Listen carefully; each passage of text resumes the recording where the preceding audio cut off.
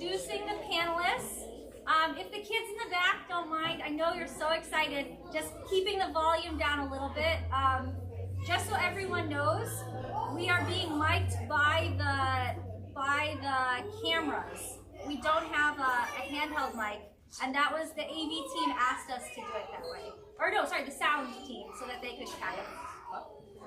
So if you are having trouble hearing, we will ask the panelists to speak up.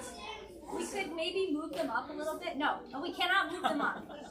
Okay, so you guys could move up. So actually, why don't I ask you guys to, if you're in a back row, just go ahead and move on up.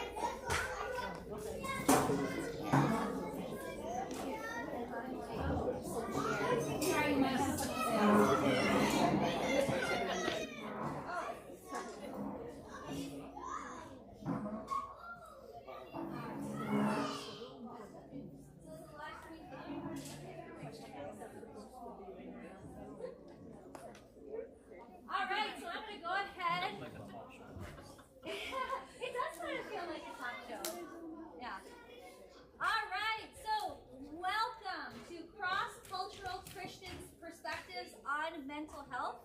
This is hosted by our church's Mercy team. The Mercy team at our church, we have a mission to work through God's grace. Actually, I'm going to let the kids go, maybe. Thank you, everybody. Thank you, Children's Church. I invited them to the tacos, so I did that.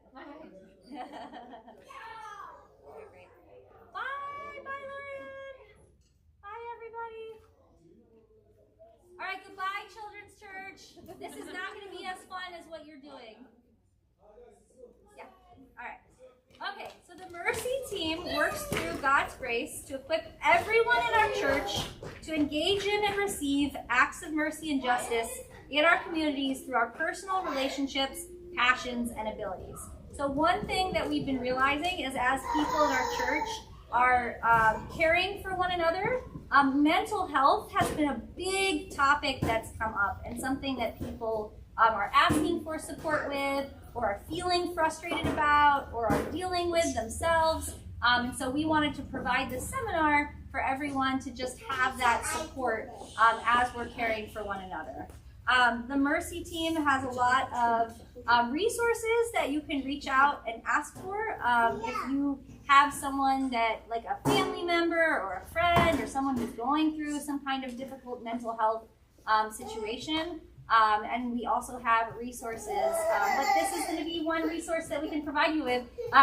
No one on the Mercy team is a certified mental health professional, but these people actually have a lot of experience and resources for us. So I'm going to introduce you all to the panelists. So first of all, we have our own Tafazza Weldon, who is facilitating. Thank you so much for facilitating today. We have Sarah Richmond, who is our very own, also one of our church's members.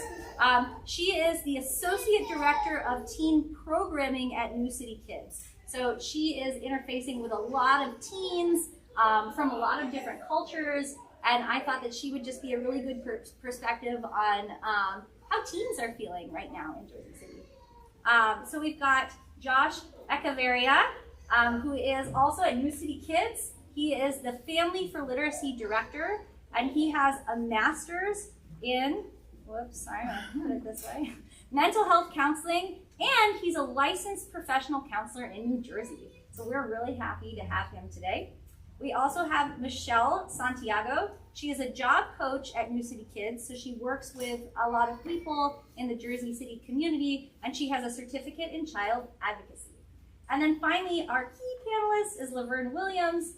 We're so happy to have you here today. She is the director of PEWS, which is Promoting Emotional Wellness and Spirituality program, which is part of the Mental Health Association in New Jersey. So we're just so happy to have you here today. And I'm actually going to pass it over to you for your presentation on what is mental health. Okay, good morning, everyone. Good morning. Actually, it's afternoon. I got That's how you start a program. Right? So yes, I'm Laverne Williams. I've been with the Mental Health Association since 1985. And you know how hard it is to drive a car when you're 3?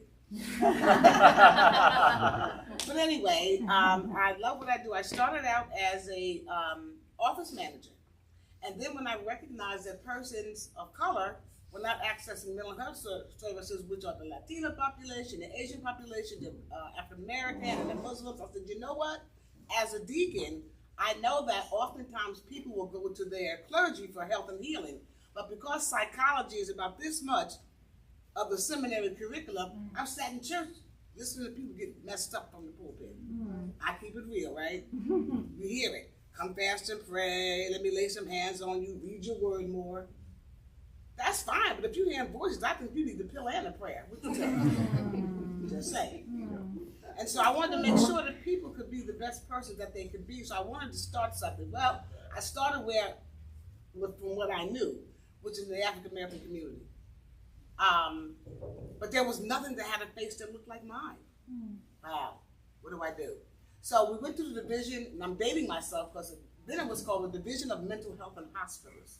And they gave us a mini grant. And with the mini grant, I produced a video entitled Anything But Crazy. African American, spirituality, emotional wellness, and what does that look like in our communities? And so it has now branched out to others. I know we've done some programs for the synagogues, and I'm just hoping people will just catch on because bottom line, there is no health without mental health. Okay, so having said that, I gave you all that for free. You can leave $1 at the back door. And so I'm going to start my presentation. And so I'll put the first slide.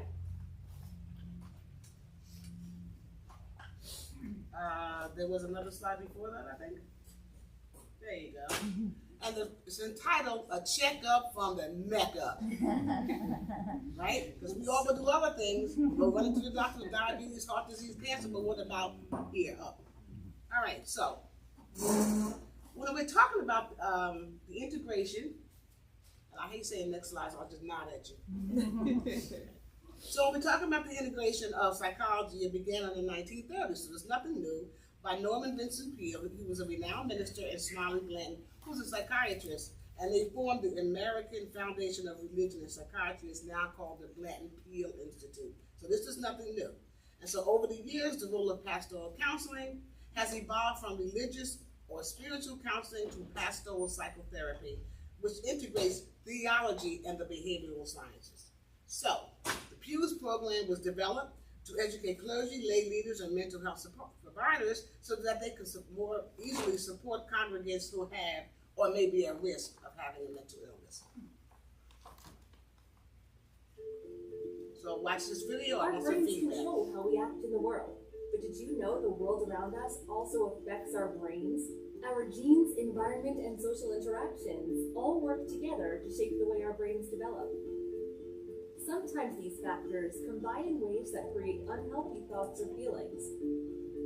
Over time, these unhealthy thoughts and feelings become so unmanageable that we need outside support to get better. 50% of people will develop at least one mental health condition during their lifetime, and half of those people will develop a mental health condition by age 14.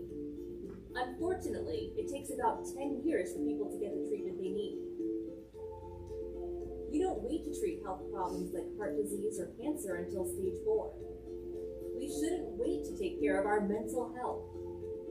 The right early treatment can change lives, reducing school dropout rates, hospitalization, incarceration, and unemployment. Imagine what the world would look like if we all got the help we needed when we first started showing the early warning signs. Start the conversation before stage 4. Visit mentalhealthamerica.net to get informed, take an online screening, and better understand your own mental health. Okay, so what jumped out at you? Anything jump out at you from the video? All right, don't be scared. 50%. Yeah. I'm sorry, what was that? Is 50% of people will experience mental health. Very good, thank you. Anybody else? Yes, sir. It's just that people are just not getting treatment, you know, they're very, you know, when it starts in adolescence and not getting treated until age 24, if they ever get treated at all.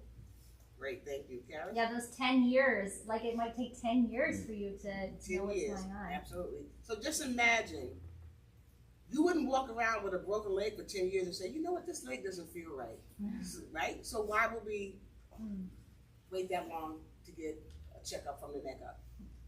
And so I just quickly, and I wanted to be truthful, what terms did you hear about persons with a mental illness growing up? What did you hear? What did people say? Crazy. There you go. Let's keep it real. That's right. Crazy. What else? In our seminar, we heard a lot walking on eggshells around that person. Oh, and that's being very nice. But I want some. Come on, let's keep it real. What have you heard growing up? That they were reckless or Reckless? bad. Bad. Okay. Anything else? Not all bad. Now, there you go. Come on now. We all heard these terms. Yes, sir. Unpredictable. Unpredictable. Elevator don't go to the top. Right? Two grapes short of a bunch. Right? We've heard this. Let's keep it real. We've heard this. But let me ask you a question.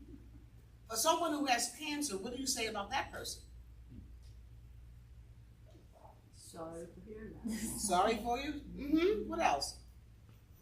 Poor thing. Poor thing, right. Or, that's my hero. What a fighter. What a trooper. Why do we have such good names for persons with cancer and such negative names for persons with a mental illness? And you wonder why people won't go for treatment. Nobody wants to be labeled like that. So until we change the language that we use for persons who are experiencing emotional difficulties, that's how people feel. This first person language using a person with mental illness, not a mentally ill person. Or how many times, you know, you wouldn't say, uh-oh, here comes diabetes. How many times have you heard, here comes a nut? So we have to start changing that language. Okay. Let's see where I am. I'm on my phone trying to figure this out as well without turning my back to you. So these are, so a mental disorder or a mental illness is a diagnosable disease that, number one, it affects the way you think, your emotional state, and your behavior, right? It also disrupts the person's ability to work, carry out daily activities, or engage in satisfying relationships. And if you remember nothing else from today, remember the 4 L's, because people always say, well, how do I know? Well, good question. You're a smart crowd. Thank you for asking. If it affects how you live, love, laugh, and learn, right? If it affects your living, your loving, your laughing, or your learning, so much so that you can't do the normal you, because everybody's normal is different, right? But if it affects how you live, love, laugh, and learn, you probably need to seek some professional help. That makes sense? Okay. And so these are the 8 dimensions of wellness. You see how those circles all entwined? That's when people are at their best. So that your emotional, your financial, your social, your spiritual, your occupational, your physical, your intellectual, environmental, all 8 of these things should be working in tandem with each other so that you can be the best you that you can be. If one of these things are off kilter, it could trigger some other things in you. So hoping, making sure that your 8 dimensions are working together with each other. Okay. So when we're talking about spiritual wellness and emotional wellness, oftentimes people think that it's 2 separate things. You have the emotional wellness on one hand, you have the spiritual wellness on the other hand. However, a greater sense of well-being is when both of these things overlap. So you obviously you know this because you're here, you know this is a faith environment, but you want to know more about mental health. And again, I love pulling together the behavioral sciences and theology. So I just want to give you a menu of some of the educational presentations that the community education team from the Mental Health Association in New Jersey, these are things that we can offer to faith communities, your businesses, different venues that you would invite us to at no cost. So again, check our website. I'll give you the information. if you're savvy, you can scan that code, or I do have, it'll bring you right to our website. It works. also- I tried it. Lots of links. As for those of you old school, I have a card. Very sure. I don't assume everybody knows how to scan a code. Okay. So last but not least, how many of you been on an airplane before? How many of you been on an airplane? Yes? Okay. So what do they tell you? What do they say? It says that if you are traveling with a small child, that you're supposed to put the oxygen mask on yourself first, right? Because think about how that works in real life. You can't help anyone else unless you're helping yourself first. So if you need some help, there is help available, and but just remember, getting a checkup from the neck-up is just as important as any other kind of checkup. So thank you. That's my time. You may clap for me now.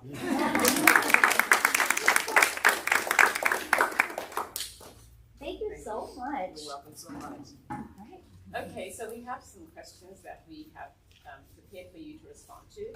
And briefly, introduce yourself and what experiences you've had with mental health issues yourself or serving others. My name is Sarah Richmond. Like she said, I'm the Associate Program Director at Jersey City New City Kids. My personal experience with mental health, not necessarily fully diagnosed, but anxiety within my family quite extensively. Minorly stress ulcer when I was in high school, but I feel that makes me uniquely qualified to work with teens, especially in this day and age. So yeah, I've worked with New City for 18 years now. Some of the young people here have been my kids. So yeah, just really kind of more hands-on experience. Mine isn't necessarily training. Hello everyone, my name is Michelle Santiago, and I studied psych with a focus or certificate in child advocacy, and currently pursuing my MSW, so that's super exciting. I also work at New City Kids, and for the past couple of years, I've led our one-on-one program, which is a mentorship program, and that has been a lot of my experience working with young people, mental health issues, especially during these past 2 years after the pandemic. And then also I've been working in a lot of youth groups and school of ministry where that has been opportunity for me to connect kind of our spiritual wellness with our emotional health. So it's been great to kind of like combine these two things. My name is Josh Echeverria. I am like I mentioned, a mental health therapist for the last 10 years. But in the last 5 years, I've been working in New City Kids. I run a program called Families for Literacy, which is a program that helps immigrant families here in Jersey City to support them and help them to learn English, but also help their kids to increase their literacy level. So I've worked with a lot of different immigrant families in the last years, and many times I have moments where I can work with them in the mental health side of things, right? And so I've been able to see a little bit of diversity in that, at least in the immigrant population. I've also, prior from New City Kids, I've worked in outpatient and also in the hospital. I've worked with patients with chronic, intermediate, or maybe mild symptoms, and from all the ranges from psychosis, mood disorder, anxiety disorder, things like that.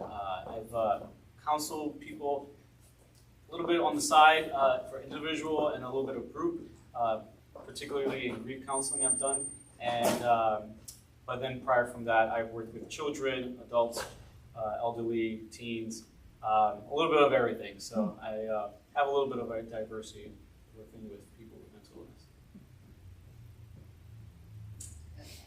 illness. So as a Christian, how do you think about mental health and spirituality? Well, anyone can, pick up. Well, I believe that there is no health without mental health, right? And so, just as your spirituality is part of who you are, so is your mental health. So combining the two, as you saw those circles that I showed earlier on the 8 dimensions of wellness, Everything works hand in hand. And so again, if you are experiencing some challenges, and perhaps you may be someone who's hearing voices, you know, prayer is good, but so is a pill. So a pill and a prayer, take them both. Whatever you need to be well. You know, you wouldn't go, oftentimes people go to their medical doctor for emotional challenges, but that's not their specialty. So you wouldn't sit up in your eye doctors for your feet, would you? Just saying. In my experience working with patients, I remember I was running I was part of this program called Partial Hospitalization Program, which is pretty much like a step down program from people coming from the inpatient to more of like a 5 days a week, 9 to 3 kind of style of treatment, where I was running some of these groups, and many of these patients would not talk about God, not talk about church at all, but they were going through a lot of their mental health issues, right? A lot of them were dealing with psychosis or depression and things like that. And as they continued along in their treatment, and as they got a lot better, some of them started telling me, and I couldn't share about my faith, of course, in those situations, but many of them would say, you know, Josh, I started to go to church the other day, and I felt like I'm really connecting with my church members, or I'm connected with the pastor, and I'm praying a little bit more. And in my head, I'm like, yes, that's awesome. But I just know that sometimes with mental health, you can't go to church sometimes, or you don't feel well within yourself until you focus first on the mental issues first. You can't really go and sit in the congregation and listen to a sermon, or really be praying to the Lord, or connected with other people if you yourself don't feel well within yourself, right? And so sometimes the focus is really maybe tackling first the mental health issues, and then that allows you to really go into church or really have a relationship with God. I would argue that if someone's dealing with mental health issues, first tackle that first, and then the rest will follow afterward, because sometimes you don't even feel comfortable even talking to God or talking to other people about God until you yourself feel well within yourself. Yeah, I think to piggyback off that, so I grew up in church. My parents were pastors, so I was like a PK kid, and you see a lot of things in church. And so maybe if you're sitting here and you're like, there's a lot of terms that are being thrown out there that I don't really know or relate to, but you do know like the terms in church. Like one thing I could say is like God really does care about your mental health. God cares whether we're sad, whether we're brokenhearted. He cares if we feel lonely, if we don't have a community. He cares even if we are excited about something. And growing up in church, those things were not taught to be connected. Like I prayed about like, Lord, use me, or Lord, talk to me, or Lord, work through me, elevate me, take me to my purpose. But I would deny him my prayer of, Lord, I feel lonely in this season. And God truly cares about that. We could see that in scripture. We see when Jesus hears news that Lazarus was dead, and he knew he could resurrect him, but he still wept with Mary and Martha. Like he didn't have to, but he did because he cared. He wanted to mourn with his people. God says, to love on him with all of our hearts, our mind, and our souls. And it's like, he knows our minds, our souls, and our bodies are messed up. Like, he cares about that. Like, he wants us to fix that. And so what I will say is that, like, our health, the Lord wants us to be made whole. For us to walk in our purpose with God, we have to be made whole. And just because, we focus on our mental health with either a therapist, or we take a pill, or we go to counseling, it doesn't mean that that's higher than God. That just means that he's giving us tools in order to love on him better, to walk in our purpose better. I cannot love others if my heart is bitter. I cannot care and take care of other people if I've passed through a traumatic event. I can't go and love my spouse. I can't go and love my neighbor if I do not have that in my heart because I've been traumatized in my past, experiences. And so spirituality has a huge, and in our mental health, it has a big connection with each other, because it really allows us to be the person that God wants us to be without being healthy emotionally and physically. we cannot be the person that God called us to be. You know?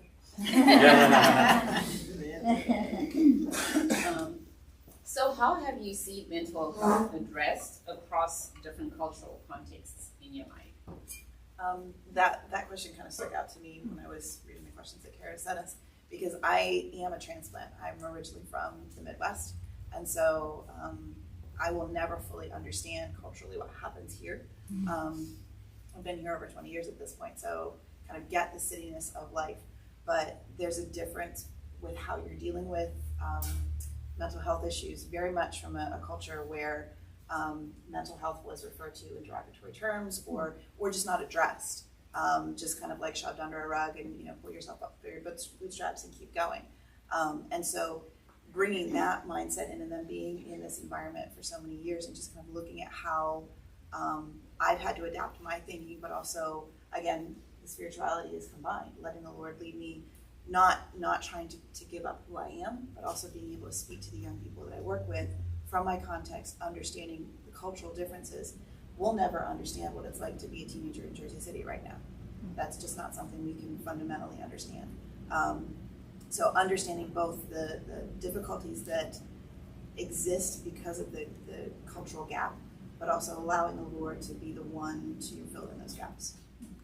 Can I just chime in there? So I'm from Zimbabwe, and when we had our first sermon, I was actually thinking about, you know, some of my cousins back home who probably had mental health issues, but they were always labeled as, you know, maybe they're smoking pot, or maybe they're just up to no good, and no one ever addressed these issues. And it was also out of ignorance, right? So there's that as well, where it's not just because people are being mean, they lack understanding, and as a result, then they just label people and make them sound crazy when they're really ill and need help. Yeah. So that's my culture and how mental health issues were dealt with. They weren't dealt with. Yeah, for sure. So my family's from Puerto Rico. Today's a Puerto Rican Day Parade here in Jersey City. Yeah, like similar to your experience, like mental health is not, even currently, it's still not something that my family talks about. So I'm kind of like the stickler out of my family. Like, it's something that I always end up talking about with someone. Definitely always psychoanalyzing somebody, and they're like, Michelle, could you just like let me be mad? And I'm like, but why? You know, like, why are you mad though? And you know, the root of that and the trauma, you're responding in trauma, and excuse me. So it is something that, similar to what you're saying, why would somebody wait to be treated for cancer? Why would we wait to get our leg treated if we broke it? And unfortunately, at least in from my family, from, you know, Latin communities, which is what I could speak on because that's my culture, but it is something that it's just get it together, just pick it up, and you can get through it. Addiction is something that is like, just don't do it anymore. If you're depressed, just be happy. You should be grateful because there's people that have it worse than you. And that's the worst thing you could tell somebody that's, you know, going through addiction or that's going through depression. And so it is definitely something that is a challenge when we think about like our own families, when we think about even with other people, like mental health and emotional health is something that is sometimes not, people are not always educated in knowing, and then also limits them in even confronting. It's a hard topic, and something that's not innate to most of us. I kind of look at it as you have to do something. You have a flat tire. So you get a chair, and you sit in front of your flat tire, and you're just thinking, will that tire change itself? You have to do something. So whether it's your spirituality and your emotional wellness, you have to activate it. You know, you have to, you know, work that muscle, just like weightlifting. You don't get a muscle unless you keep doing it. Keep exercising. Same with your mental health, same with your spirituality. They go hand in hand. So similar to Michelle, I grew up in a Latino household. I think in many immigrant backgrounds, and I can talk a little bit because working with immigrant population in Jersey City, there's a shame that there's a lot of carry of shame of people saying that, you know, maybe they feel anxious or down or sad. And I've learned that some of that comes from their country, coming from how their country dealt with people with mental health issues. Like, for example, my father's from Honduras, and he has mentioned to me that people who ever had like any sickness, mental health sickness, well, they would just be labeled crazy and just be put into the hospital and be, you know, not treated really well, and they were looked upon very negatively in their village or in their cities and towns. So they carry that over here in the country, and so you don't really talk about issues with your depression or anxiety. You don't talk about that with anyone, especially outside of the house. And so a lot of families, like, they want to keep things within their own homes, right? They want to just like don't mention it to anybody. So if that is the case, no one's going to go to a counselor or a doctor and mention about any of these issues, because if you do, you are being a disgrace to your family by opening it up to other people. So automatically, there's a stigma within many of the immigrant population is that you don't talk about these things outside of the household because it's not anyone's business. And so definitely has been challenging, at least in my family, because I have many families members that deal with depression, anxiety, and substance abuse, and so it's really an uphill battle to really get many of them some help. And I also think naming it, right, and naming it correctly, because I know in some cultures they would say people are cursed, like, and if so, how do you deal with that? Like, if you need medicine, how are you going to? What kind of medicine are you going to get for a curse? So I think also just naming the condition, exactly what it is, so that you can address it accordingly. Yeah, I think there's there's fear in even naming those things. Like when you were saying, like, you know, there's a Spanish saying, and I think like a lot of grandmothers say, it's like, what happens in the house stays in the house. And I remember talking to like my therapist, and she was like trying to get information out of me, and I was not saying it, and I was like, this is definitely a safe space, but there's something ingrained in us that like we cannot share that, and that carries over, you know, into generations. But just labeling things kind of scares us. Confronting and going to therapy scares us. Even having these conversations scares us. Like, okay, what if they give me a name? What if they put a label on me? Like, that makes that seem scary, but even if we look at it in a spiritual perspective, like, how are we going to pray? You know, like, if we don't put a name to what we're dealing with, you know, like, Lord, just overall, you know, watch over me, you know, like, please, just whatever it is, you know. But getting that name sometimes is a fear for many as well. I just want to quickly just jump in and add that in terms also in the African American community, just not something that we did, it's nothing we talked about. You know, we prayed, or we just ignored it, or we just left the person, one of our relatives, up in the third floor room. Don't come down when company's here, kind of thing. But the bottom line is, you can't. The same thing, you know, was said here is done here, but a lot of persons of color are walking around very ill because of generational passing down of information that was not helpful or untrue. And again, a perfect example is a friend of mine's daughter asked Thanksgiving, why did you cut the turkey leg off, right? And before you roasted it, because she thought there was some spiritual significant meaning to that.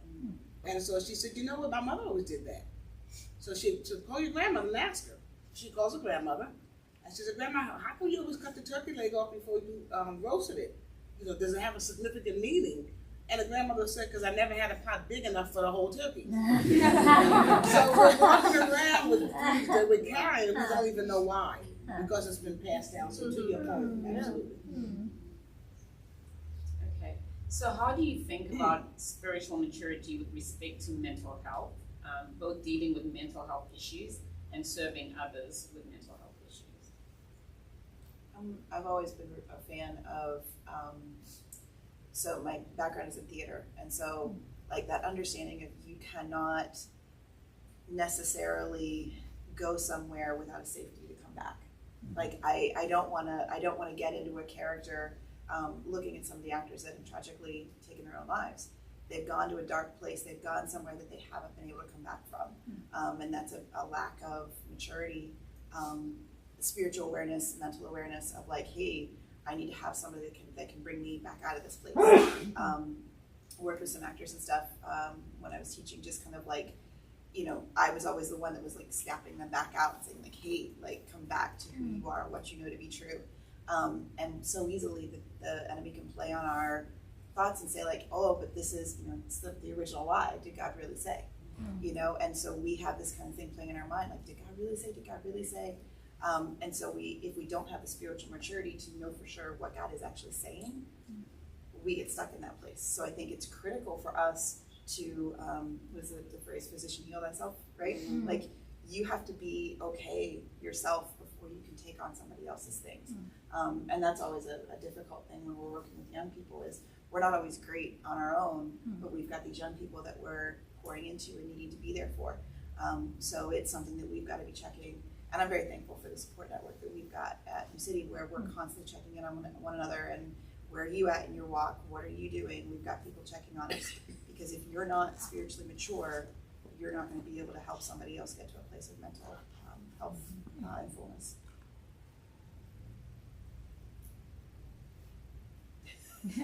Move on. Okay, so what considerations do you have about mental health when serving someone from a different culture?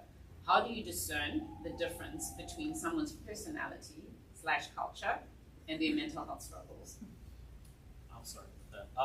I think, at least in my experience, it's so important to get to know the person. You know, it's we can't come in having a predisposed like idea of who they are. It's important to really get to know the person very well. Like, especially in therapy, if I'm doing one-on-one therapy, like probably the first 3-4 weeks, I'm just literally exploring the person and just understanding who they are. Because if I make assumptions of like what this person is like and things like, I'm going to probably mess up in some ways, or say some things that like maybe contrary to like what their beliefs are, or maybe direct them into a way of like taking away certain things that they hold true that is important to them, and I'm gonna like might like say no, that's not important. So I think it's important to really get to know the person first and understand what's their background, like what's their culture like, before going in and saying like you should do this, you should do that, right? Because then once you understand, then you could find out, are there any stigmas that they maybe believe? Are there certain things that they are believing that just doesn't hold a lot of weight? And then you can kind of like understand them in that way, and then get to know them also in the same time, their personality, right? Is it a personality issue that they're going through, or is it a habit issue, or is it certain things that maybe like are stopping them from doing what they should be doing, right? That maybe needs to be addressed first, right? So I think it's important to understand and get to know the person well before making any sort of assumption or say like, you're doing this because of this. Well, sometimes by doing that you may dismiss them, and then they're not going to want to have any sort of help or want to have any help for themselves. Just to piggyback off of that, you can't make a correction until you've made a connection, right? Nobody wants to hear from you to correct them. You're not connected to it, and maybe you are not the person to do that. You'll recognize when, yeah, you know what, maybe I need to pass this on to someone else. That's why it's important to know about resources. What's available so that you can pass them on. But again, remember that you can't make a connection, correction without a connection. Yeah, I mean, absolutely. I think the therapeutic relationship is what brings change in the person.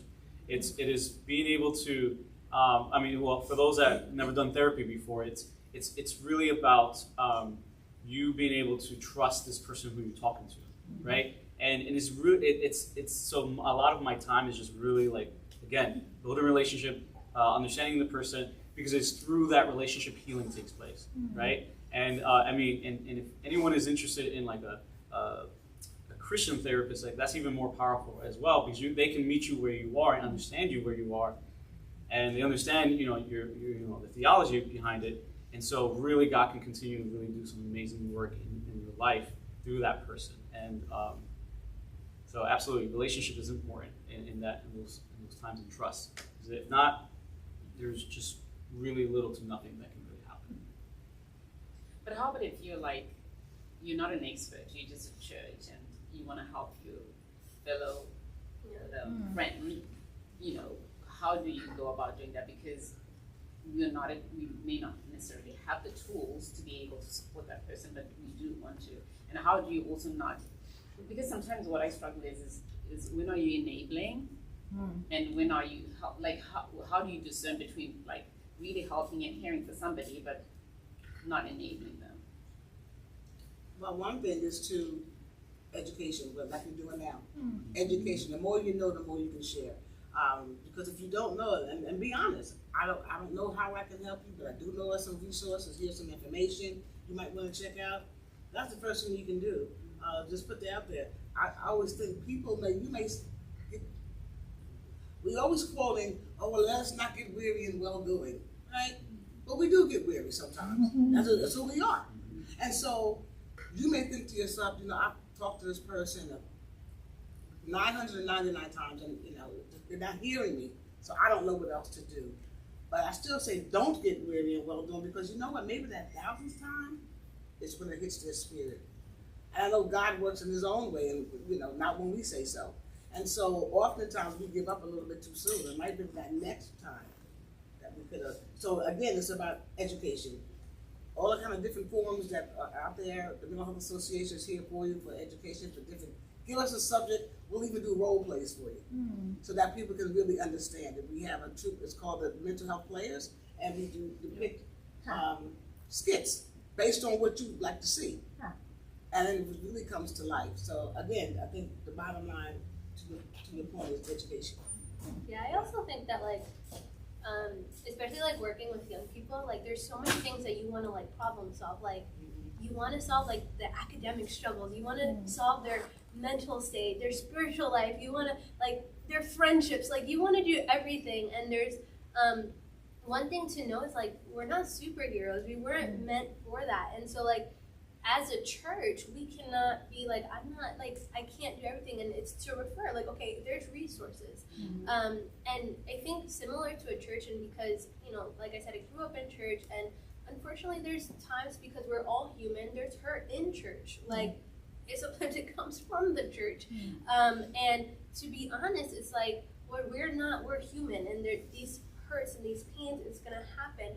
But you know, helping someone is not a dictatorship. It's not the same way with leadership. You know, it's not like, you know, you have to be here, you have to do this. And I think, and this has been a recent kind of conversation I've had, even with families, like, how do we expect, like, okay, like, if someone is struggling with depression or someone's struggling with addiction, and we're like, you can't drink anymore, you can't drink anymore.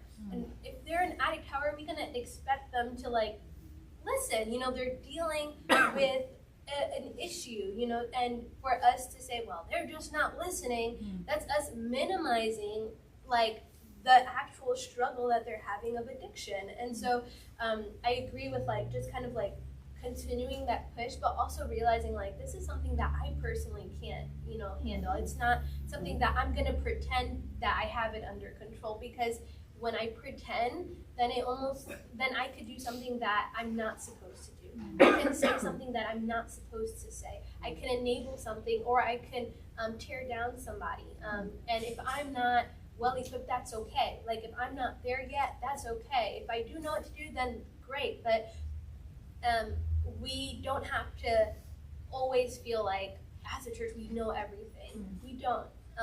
But there are resources. There are people that do know, which is why it's important that we do not separate mental health from the church. And that's why we can't say, like, I was hearing a podcast that, like, his name is Jackie Hill Perry and her husband, and he was talking about, like, how he was wearing a shirt that said Jesus plus therapy, and an older man, like, approached him and said, like, you have Jesus, you don't need therapy. And he was like, I just looked at him and said, I bet there's 5 people that wish you were in therapy right now. And I was like, oh, that was such a good I want somebody to tell me so I can say it, but like it's important that we don't separate those things, and that's why this conversation here is so amazing, because there's not many conversations where we get to connect the Lord's work in our life with God, with extra resources. We're not replacing God when we eat food, although the word says like man should not live on bread alone. Like we're not thinking like those tacos are bigger than God, but it's because God gave us tacos, and that's the best thing in the world. Like honestly, tacos are my favorite, but like it doesn't replace my love or my reliance on the Lord. The same way that like we cannot as a church be like, I'm not gonna.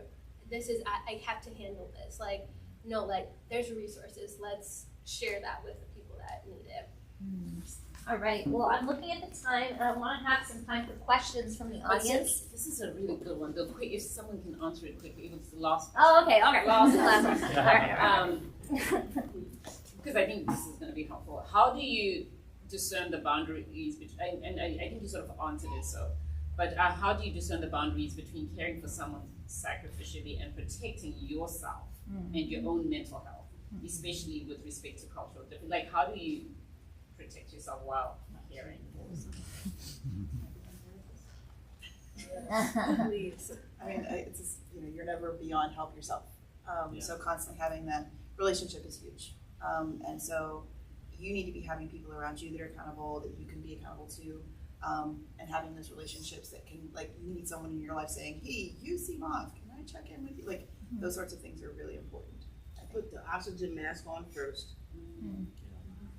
Right? Because you can't help anyone else unless you do that. And that was good with having people around you to check in, know you enough. There's so many different plans available too. There's a RAP plan, a long-term recovery action plan that you can write. So again, there's a lot of information out there. A lot of information. So the resources, but then check our website, mhnj.org. It's just a wealth of information. And we have Zooms every day, all day. So you can jump on one, you can jump on some, jump on all of them. But the information is there. To add to that, many of us here consider ourselves ministers, and there's many ministers, right, that really give themselves so much to the congregation, to the people that they work with, right, and people that they love. I think one of the things I learned through my training is self-care. Like, self-care is so vital. And one of the things about self-care, believe it or not, is saying no. Saying no to certain things that, you know what, if you feel, and you gotta also have self-awareness sometimes a little bit. If you feel a little tired or feel a little drained, that's your body and your mind telling you that you need to kind of slow down a little bit. But I think a lot of us in ministry, we kind of like overpass that a little bit. We kind of push ourselves through a little bit, and then we're running on reserve, and then all of a sudden we start feeling, whoa, like overwhelmed now, right? So I think it's so important to listen to yourself. I think God has given us some of these abilities, right? That the Holy Spirit is just kind of like sometimes not tugging on your heart and be like, you need to kind of slow things down a little bit in yourself. And I think we need to listen to those moments, right? So self-care, do things that you love to do as well. Do fun things too. Go to cosplay, right? Go or do things that you enjoy doing. Especially if you're in ministry.